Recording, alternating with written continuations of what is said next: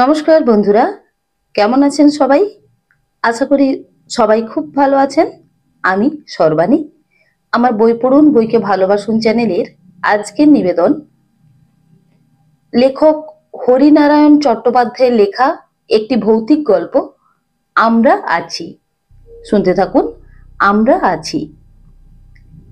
ছেলেবেলা থেকে আমার ভূত খোঁজার নেশা। যখনই পোড়াবাড়ির খোঁজ পেয়েছি, যেটা ভূতেদের আস্তানা, সব কাজ ফেলে সেখানে গিয়ে হাজির হয়েছি।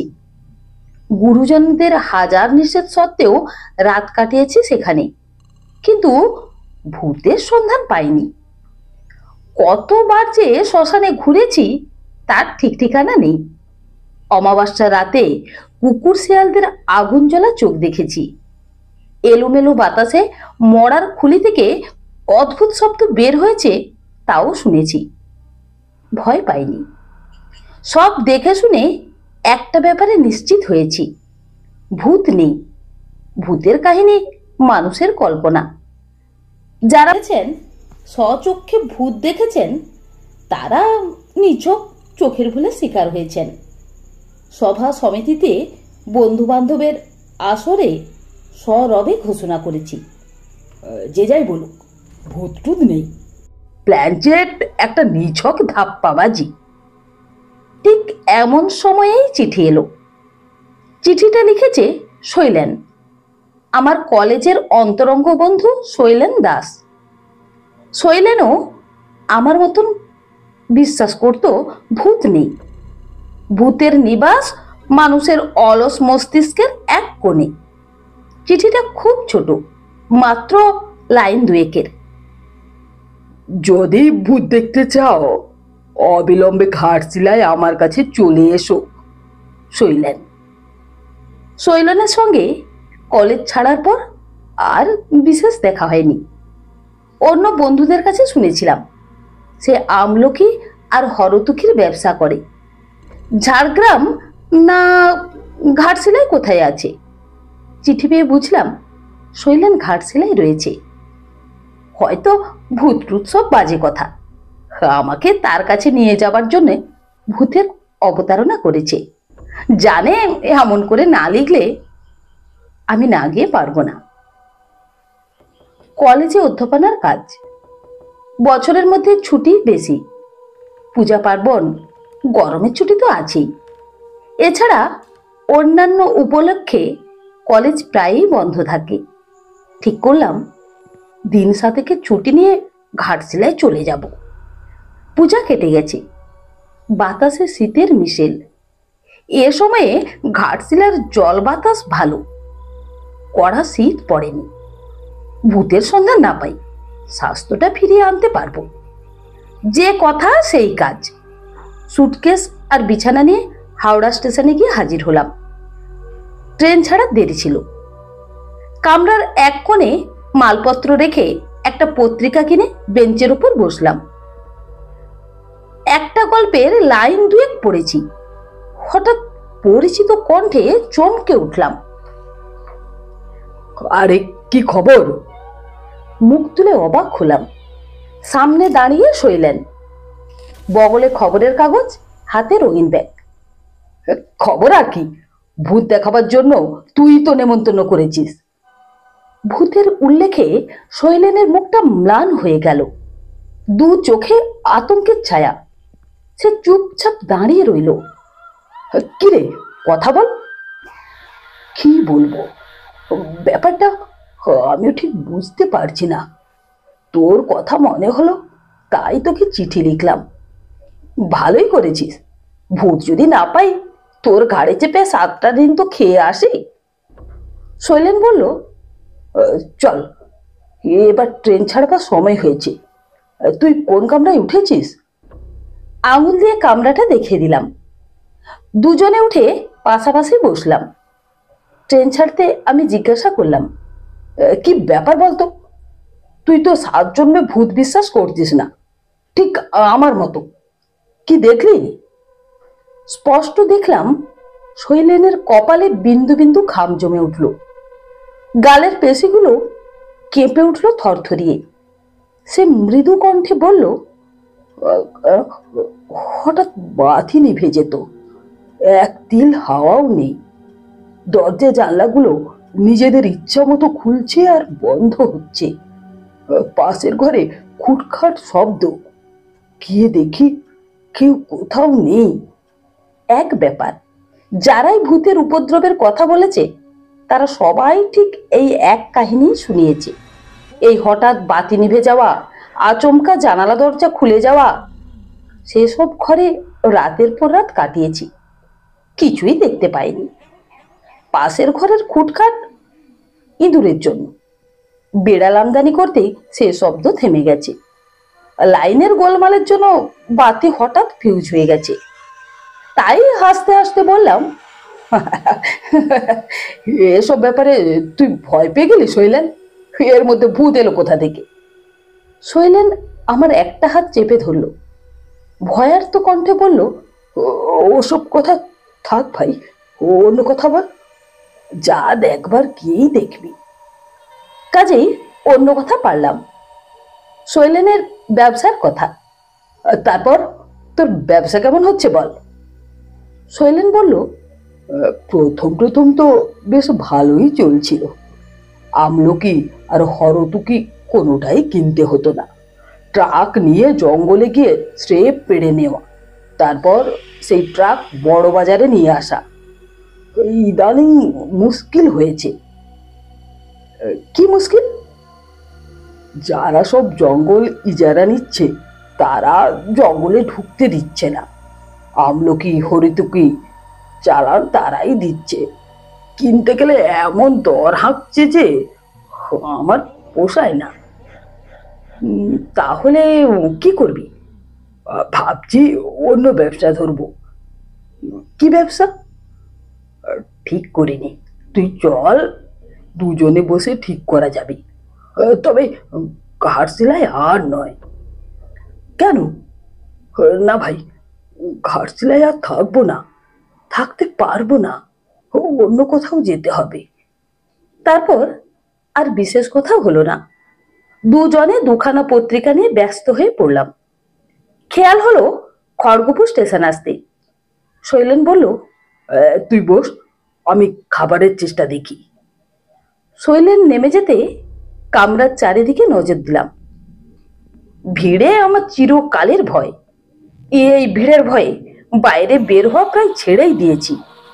ঘাটশিলা চলেছে তাও প্রথম শ্রেণীতে, কিন্তু প্রথম শ্রেণী একেবারে খালি নয়। 4 জনের জায়গায় 6 জন বসেছি। সকলের টিকিট আছে কিনা কে জানে, আজকাল তো টিকিট না করার রেওয়াজি হয়েছে। বাইরে দৃষ্টি দিলাম, খড়গপুর স্টেশন বদলায়নি। খড়গপুরে এসেছিলাম বছর 5 আগে। খড়গপুরে ঠিক নয়, খড়গপুরে নেমে দীঘা গিয়েছিলাম বাসে। স্বাস্থ্যের কারণে নয়, ভূতের সন্ধানে। কে একজন খবর দিয়েছিল, সমুদ্রের ধারে এক পরিত্যক্ত বাড়িতে ভূত থাকে। সন্ধ্যার অন্ধকার নামলেই নানা রঙের আলো রেখা বাড়ির মধ্যে নাচতে থাকে। বাইরের সমুদ্রের গর্জন সেই সময় নিস্তব্ধ হয়ে যায়। সেই সব আলো রেখা যা দেখবার দুর্ভাগ্য হয় তার মাথার গোলমাল হয়। খবর সংগ্রহ করে জেনেছিলাম কে একটা লোক সম্পত্তির লোভে কাকে যেন গলা টিপে এই বাড়িতে দম বন্ধ করে মেরে ফেলেছে। সেই লোকটিও আর ফিরতে পারেনি। যতবার বেরোতে গেছে রঙিন আলোর রেখা তার পথ আটকে ধরেছে। শুধু আলো রেখাই নয়, সঙ্গে করুণ একটা আর্তস্বর। লোকটির মস্তিষ্ক বিকৃত হয়েছিল। অজ্ঞান অবস্থায় অন্য লোকেরা তাকে বাইরে নিয়ে আসে। জ্ঞান হলে তার কথাবার্তা শুনে রাঁচির হাসপাতালে পাঠিয়ে দেয়। সেখানে কিছুদিন পর লোকটির মৃত্যু হয়। সন্দেহ নেই খুব জমজমাট গল্প। আমি গিয়ে 7 দিন ছিলাম। রঙিন আলো তো দূরের কথা, কোনো আলোই দেখতে পাইনি। শুধু ভাঙা ছাদের মধ্য দিয়ে সমুদ্রের ঝোড়ো হাওয়া হু হু শব্দে বইত। সেই হাওয়ায় জরাজীর্ণ বাড়ির পালেস্তার ঝুপঝুপ করে খসে পড়ত। দীঘার ভূতের ব্যাপারে নিমগ্ন ছিলাম। খেয়াল হলো ট্রেন নড়ে উঠতেই। তাই তো, ট্রেন ছেড়ে দিল, অথচ শৈলেন কোথায়? শৈলেন না উঠতে পারলেই মুশকিল। এই প্রথম মনে পড়ল শৈলেনের চিঠিতে তার বাসার কোনো ঠিকানা ছিল না। অবশ্য তাতে খুব অসুবিধা হতো না। ঘাটশিলা এমন কিছু বড় জায়গা নয়, সেখানে বাঙালিও কম নেই। তাদের কাছে শৈলেন দাসের আস্তানা পাওয়া দুরূহ হতো না। একটু পরেই শৈলেন এসে দাঁড়ালো। কিরে, ট্রেন ছেড়ে দিয়েছে? কোথায় ছিলি? একেবারে গরম ভাজি আনতে একটু দেরি হয়ে গেল, ছুটতে ছুটতে হাতল ধরেছি, নে খা। শৈলেন প্রচুর গরম লুচি এনেছে, লুচি আর তরকারি। খাওয়ার পর ভরপেটে বেশ একটু ঢুলুনি এলো। যখন চোখ খুললাম তখন ট্রেন ঘাটশিলা স্টেশনে ঢুকেছে। বেশ লম্বা ঘুমিয়েছি। চোখ চেয়ে দেখলাম পাশে শৈলেন নেই। বগলে বিছানা আর হাতে সুটকেস ঝুলিয়ে তৈরি হয়ে নিলাম। একটু এগোতেই দেখলাম শৈলেন দরজার কাছে দাঁড়িয়ে আছে। স্টেশনে নামা গেল। বেশ কনকনে বাতাস বইছে, পাহাড়ি বাতাস। স্টেশনের বাইরে আসার পর শৈলেন বলল, তুমি এখানে দাঁড়াও, আমি একটা সাইকেল রিক্সা ডেকে আনি। এখান থেকে বেশ দূর, রঙ্গিনী দেবীর মন্দিরের কাছে আমার ডেরা। শৈলেন সিঁড়ি দিয়ে বাইরে নেমে গেল। আবছা অন্ধকার, তার মধ্য দিয়ে দেখলাম প্রচুর সাইকেল রিক্সা গাদাগাদি করে দাঁড়িয়ে আছে। ও গোটা দিনে ট্যাক্সিও আছে। 10 মিনিট, 15 মিনিট, 20 মিনিট কাটলো, শৈলেনের দেখা নেই। আশ্চর্য, সাইকেল রিক্সা ডাকতে এত দেরি হবে কেন? আধ ঘন্টা কাটাবার পর বিরক্ত হয়ে মালপত্র নিয়ে বাইরে এসে দাঁড়ালাম। বাইরে তখনও গোটা দুয়েক সাইকেল রিক্সা দাঁড়িয়ে।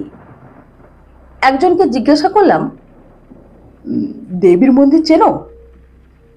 হ্যাঁ হুজুর, বেটিয়ে। সাইকেল রিক্সা চালক হাত থেকে বাক্স বিছানা নিয়ে পাদানিতে রাখলো, দরদস্তর করতেও দিল না। উঠে বসলাম। শৈলেনের অদ্ভুত আচরণের কোনো অর্থ খুঁজে পেলাম না। সে ধরনের রসিকতা অভদ্র জনচিত, দেখা হলে সেটা বলে দেব। বেশ অনেকটা পথ, ঝাঁকুনিতে কোমরে ব্যথা হয়ে গেল। সাইকেল রিক্সাওয়ালাকে যখনই জিজ্ঞাসা করি আর কত দূরে, সে বলে, আজ্ঞা হুজুর। অবশেষে মন্দির নজরে এলো। তার কাছে একতলা একটা বাড়িও দেখতে পেলাম। কাছে যখন আর কোনো বাড়ি নেই তখন এটাই শৈলেনের আস্তানা হবে। সাইকেল রিক্সার ভাড়া মিটিয়ে বাক্স বিছানা নিয়ে দরজার সামনে গিয়ে দাঁড়ালাম। হাত দিয়ে ঠেলতেই দরজা খুলে গেল। তার মানে দরজা ভেজানো ছিল। ভিতরে জমাট অন্ধকার। সুটকেস খুলে টর্চ বের করলাম। আমাকে ভয় দেখানোর জন্য শৈলেনের বদমাইশি।